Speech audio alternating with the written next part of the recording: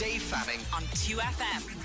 Now, it's a familiar story. You know, boy joins band works hard and gets nowhere, and then band breaks up. Well, that was the story for my next guest here, laughing in the background on the phone, Anthony Cully, until the internet stepped in basically and changed everything. Anthony, welcome to the programme. Let's just start at the start. You had a band in Dublin. What was the band called, and why did you start a band? Hey Dave, the band was called This Certain Kind. We were from Tallaght. We formed in the late 80s, early 90s. Yeah. We formed it, I suppose. We all loved music. We wanted to do something in the music, and a few of our other friends were in the band, and we were jealous of them. So we decided, look, let's give it a go ourselves. Okay, so how did you give it a go? I mean, like, what happens? I'm wondering, am I talking about something in the past here? Are people still doing this kind of thing? Like, are they still going into a shed? But basically, you were all living in Tallaght at the time. So where did you rehearse, for instance? One of the lads, his mother had a garage on the side of the house. So basically, we all went up there. A couple of lads were fairly decent on their instruments, like the guitarist was good, but others like myself, I sang. I'd never sang before in front of anybody. And the bass player as well, like he just picked up the bass because he wanted to be in the band. And I presume you were kind of doing covers and whatever. Were you writing your own stuff? We wrote from the start, really. But obviously, to get going, we did do some covers. One of the first ones we did was Ceremony by New Order. Right. And then we started writing, and it took a long time. We were fairly average for a long time. Actually, I was just thinking of Ceremony by New Order. You couldn't be any worse a singer than your man. That was one of the funniest things about New Order was Bernard singing. One of my idols, Dave. So. Sorry, I said the wrong thing. Okay, in terms of gigging, I know it suited the music. Don't get me wrong. I'm not looking for Pavarotti here. In terms of the gigging and all the rest, like how far in general do you think did This Certain Kind actually get? Well, we didn't. We started out in Tallaght, and then we slowly ended up playing gigs around Dublin. So we started in the underground, which is fairly inauspicious places, but had a good reputation at the time. And then we done wheelings and things like that, and the places up in Cable Street, Slattery's, and the usual stuff. And the Rock Garden and the Baggot and that kind of stuff. We done the Rock Garden and the Baggot also, So the usual places, Dave, So you got a demo together, did you? What did you do with the demo? Bring it to record companies? We brought it to a couple of record companies and didn't have any luck at all. So then, as time and growing up began to... Wait a second, did you send the demo in to me? You did play a demo, years ago. I do meet bands now and again. I'm trying to remember even the ones that did sessions, let alone of playing demos. And I'd have to scratch my brain to remember This Certain Kind. I'm not going to lie, okay? No, well, I don't blame you there. Yeah, you played it one evening once, and we were all gathered around the radio. And look, we'll never forget it, Dave. Fair enough. Anyway, that's not the point of this conversation necessarily, but that's how far you got, and that's what you did. Okay.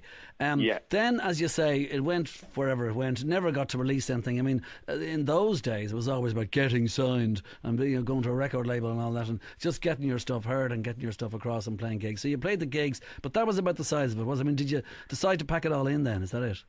Yeah, basically we did. We had done it for a while, and we all started getting busy at work and, girlfriends and things like that, getting married, kids, and the usual, as they say. Life starts getting in the way of the dreams we were having, and that's basically what happened. We sort of slowly stopped. The rehearsal went from 2 times a week to 2 times a month, and things like that. Life is what happens when you're busy making plans, or whatever. Exactly John Lennon's one, whatever. Yeah. Okay, so. That's it, that's the end of it, and whatever you had recorded and whatever you had together was kept somewhere in one of the houses or whatever. But now, and this is what we're getting to here, 20 years later, you're kind of being brought out of retirement. So just tell me exactly what happened. Yeah, well, one of the guys in the band decided to put up some stuff on Facebook a while ago, YouTube. Yeah. And we got a few hits, but nothing major, you know what I mean? Nothing I think it was probably barely. Now, by the way, can I just say, hits in 2018 are not the same as hits in 1998 or 1988. No. Anyway, go on. On YouTube, that was. I think we got a total of 14 or 15 likes through the day or whatever. Right. And a couple of months ago, a guy from a German record company called Fire Station Records contacted one of the lads, Mark Sherlock, and asked him would he be interested in providing a song for an album he was doing, a compilation. Yeah. And Mark at first obviously thought someone was pulling his chain. So he done a bit of investigating and found out then that it was a fairly genuine offer. So okay, so when you think about it, for starters, first of all, like one of the things, like you want to try and get more than a demo tape, and you want to get on vinyl or get whatever. It's now happened 20 years later after you've broken up. That's pretty cool, though, isn't it? Yeah, we enjoyed it. Yeah, we take it for what it is. You have something tangible to hold there. Yeah, exactly. Go and buy a decent record deck now and get rid of the MP3 players and CD players, and that'd be pride of place. So there is a vinyl album, and have you heard the other stuff on the album? There was, I've heard a couple of other songs. Yeah, the standard is good. We actually provided 2 songs on it. We were the only band that provided 2.